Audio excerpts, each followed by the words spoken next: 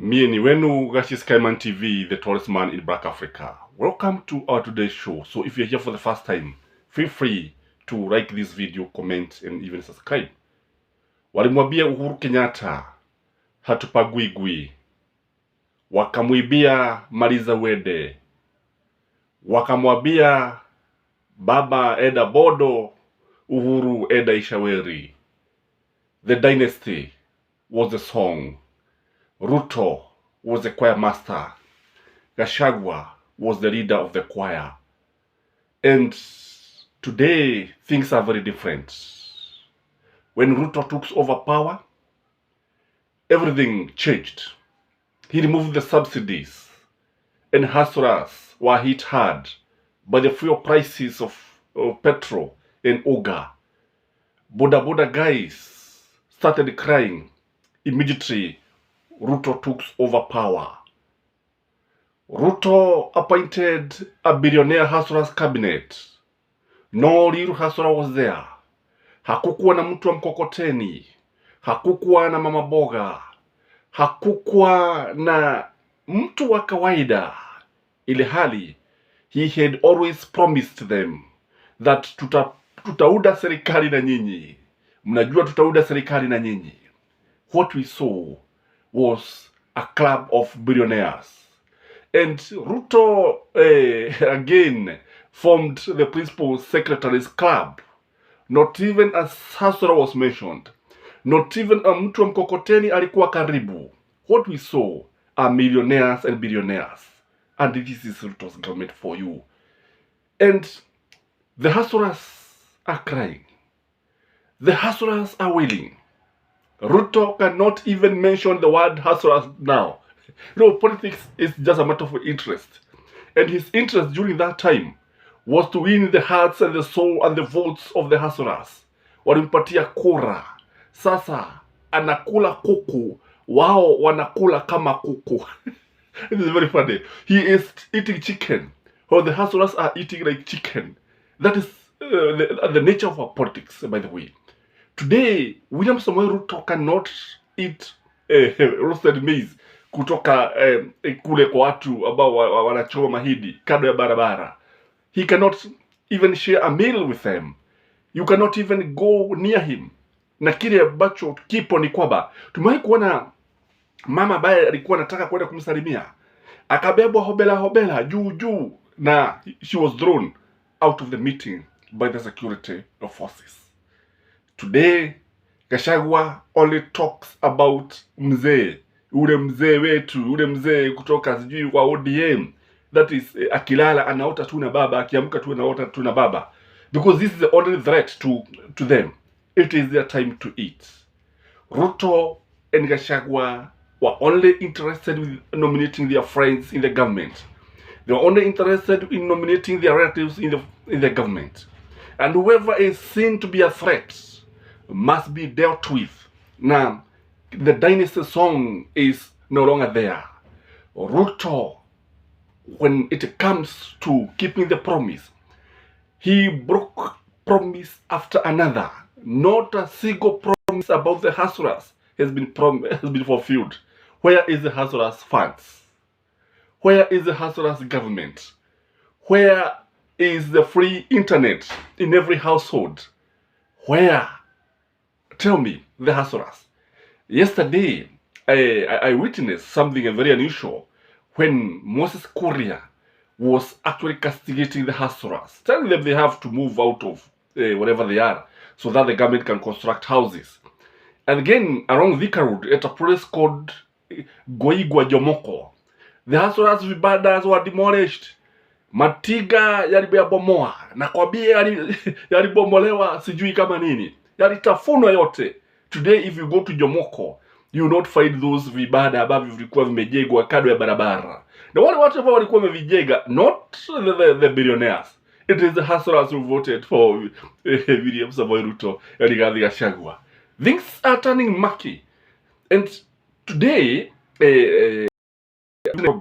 and Thika, for instance, you see a kind of rat, mouse and cat business, whereby the council askaris are after the hawkers.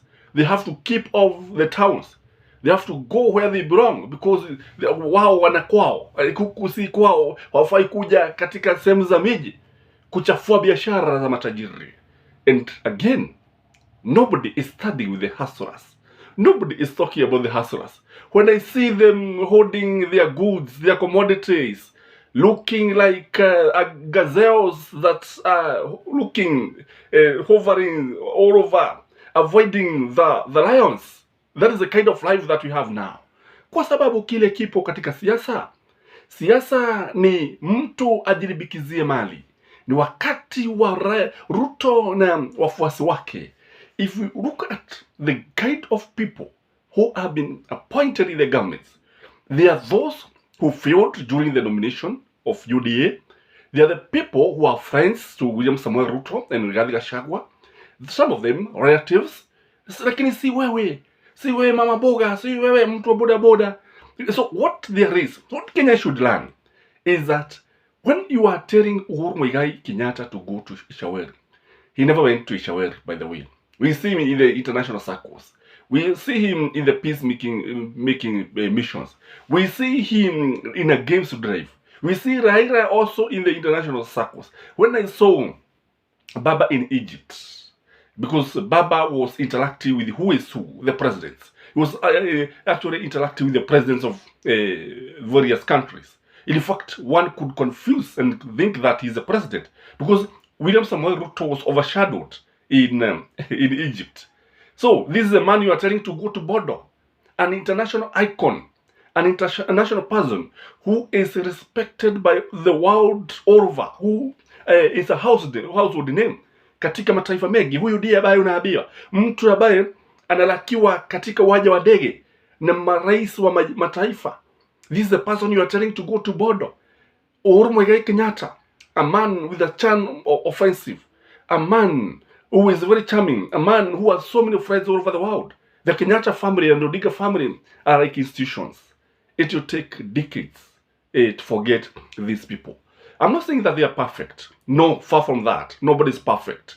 But they had given us a better choice.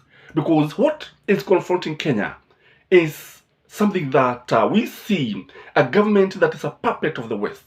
In fact, just yesterday, William Samuel Ruto, who was saying that hatakuwa na wakati wa kukopa, he was accusing Uhuru Muigai Kenyatta that ni kukopa tu anakopa.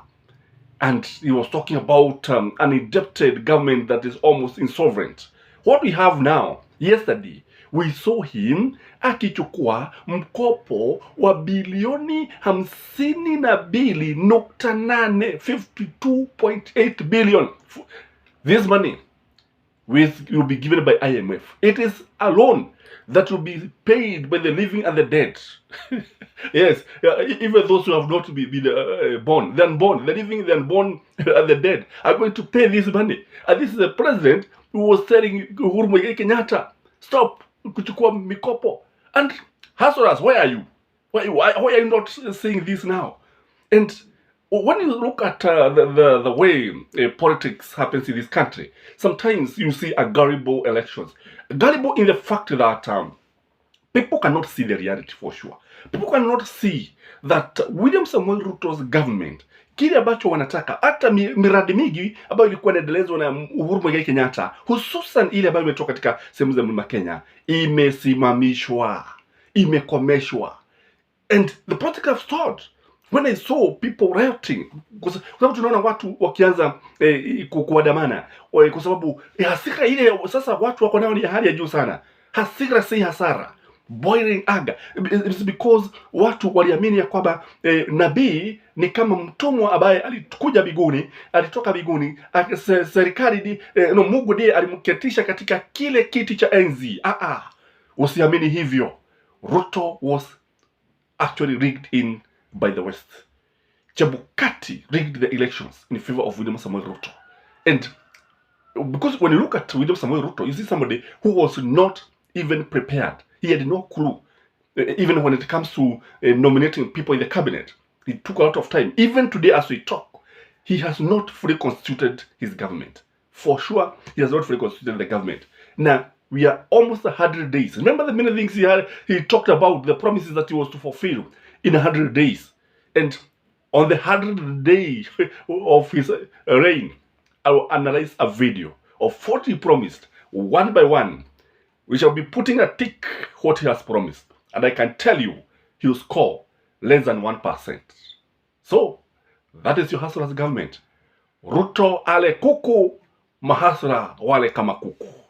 Have a lovely day. And many viewers, greatest comment the tallest man in Black Africa, do this video a favor by liking it, commenting, and also let me know where you're watching us from. Bye-bye.